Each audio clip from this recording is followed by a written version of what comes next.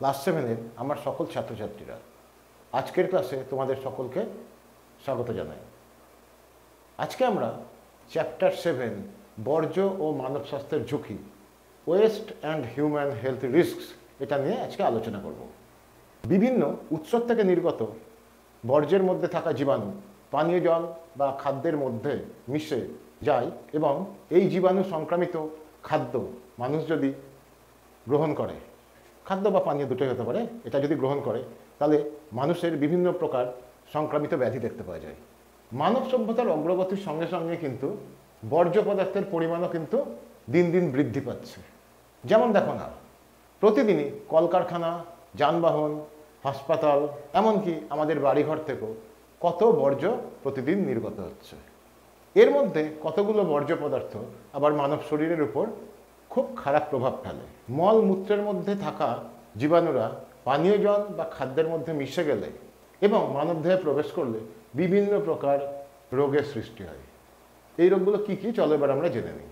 মানুষের মল, মূত্র, থুতু ইত্যাদির মধ্যে থাকা জীবাণুগুলো মাছির দ্বারা বাহিত হয়ে কোনোভাবে আমাদের পানীয় বা খাদ্যের মধ্যে মিশে গেলে বিভিন্ন প্রকার রোগ কিন্তু দেখতে পাওয়া যায়। যেমন আমাশা, কলেরা, টাইফয়েড, এই সমস্ত রোগগুলো কিন্তু এই মাছির দ্বারা সংক্রামিত হয়। আবার হাসপাতালে ব্যবহৃত বিভিন্ন পরিত্যক্ত উপাদান বা রোগীর ব্যবহৃত জিনিসপত্র দ্বারাও কিন্তু বিভিন্ন প্রকার রোগের সংক্রমণ ঘটে, যেমন হেপাটাইটিস, এইডস। আবার কলকারখানার থেকে নির্গত বিভিন্ন অপরিশোধিত যৌগ বা ধাতু থেকে সংক্রামিত রোগ, যেমন ইটাই, মিনামাটা, ডিসলেক্সিয়া, ক্যান্সার, এই সমস্ত রোগগুলো। তাহলে বুঝতেই পারছো, বর্জ্য পদার্থ থেকে বিভিন্ন প্রকার রোগ আমাদের মানব শরীরে ছড়িয়ে পড়ে।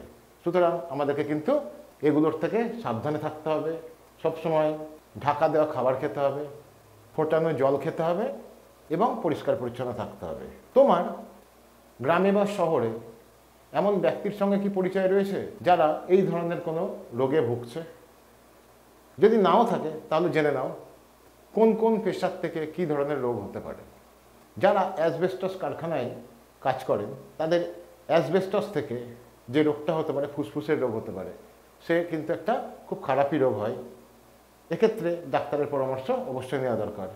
যারা প্লাস্টিক কারখানায় কাজ করেন তাদের ক্যাডমিয়ামের প্রভাবে ফুসফুস এবং কিডনির রোগ হয়। এক্ষেত্রেও ডাক্তারের পরামর্শ তাদেরকে যথাসময় নেওয়া খুব দরকার। যারা সিমেন্ট কারখানায় কাজ করেন তাদের পারদ থেকে যে রোগটা হয়, যেমন ফুসফুসে জল জমে যাওয়া, পেশির অসারতা, এক্ষেত্রেও ডাক্তারের পরামর্শ নিতে হবে সময় মতো। এবং যারা কয়লা খনিতে কাজ করেন, তা কয়লার গুঁড়ো অর্থাৎ কার্বনের গুঁড়ো তাদের ফুসফুসে ঢুকে ফুসফুসের বিভিন্ন প্রকার রোগ ঘটায়, এক্ষেত্রেও ডাক্তারের পরামর্শ নেওয়া অবশ্যই দরকার। সবশেষে তোমরা একটা কথা অবশ্যই মাথায় রাখবে যে সবসময় ভালো করে সাবান দিয়ে হাত ধুয়ে খাবে, পরিশোধিত পানীয় জল পান করবে, যদি না থাকে তাহলে অবশ্যই জলকে ফুটিয়ে খাবে এবং সবসময় ঢাকা দেওয়া খাবার খাবে। আর নিজে পরিচ্ছন্ন থাকবে এবং পরিবেশকেও পরিচ্ছন্ন রাখবে। আজকের ক্লাস এই পর্যন্তই। আশা করি ক্লাসটা তোমাদের ভালো লেগেছে। ভালো লাগলে অবশ্যই লাইক, শেয়ার আর কমেন্ট করো। আর যারা নতুন তারা সাবস্ক্রাইব করে বেল আইকনটাকে প্রেস করে দিও। সবাই ভালো থেকো, দেখা হবে আবার আগামী সপ্তাহে।